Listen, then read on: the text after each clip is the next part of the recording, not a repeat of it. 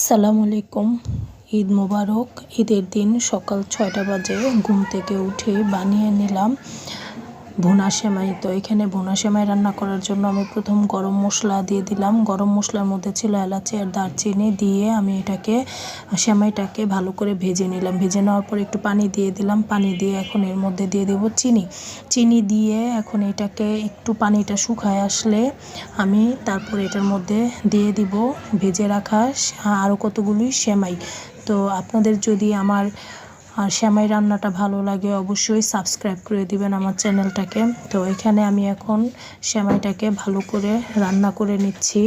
আর এখানে তো আগে একটু সেমাই রেখে দিয়েছিলাম, ওই সেমাইটা আমি এখন দিয়ে দিলাম, কারণ এইভাবে না দিলে সেমাইটা ঝরঝরা হবে না। আর ভুনা সেমাইটা খেতে ঝরঝরা না হলে ভালো লাগে না। তো এখানেই তো আমি এখন সেমাইটা দিয়ে ভালো করে লাড়বো। লাড়া দিয়ে পানিটা যখন পুরোপুরি শুকায় যাবে তখন আমি এটাকে বাদাম দিয়ে নামিয়ে ফেলবো। এখানে আমি কাজু বাদাম আর কাঠবাদাম দিয়েছি সেমাইটার মধ্যে। তো এখানেই তো সেমাইটার মধ্যে এখন ভালো করে ঝরঝরা করে নাড়তে নাড়তে ঝরঝরা হয়ে যাবে, তখন এর মধ্যে আমি এখন বাদাম কুচি দিয়ে দিলাম আগে। আর এখানে একটু কিশমিশ দিয়ে দিলাম। বাদাম কুচি কিশমিশ দিয়ে এখন আমি দিয়ে দিব ঘি। তো ঘি দিয়ে তারপর আমি সেমাইটাকে নামিয়ে সার্ভ করে নিব।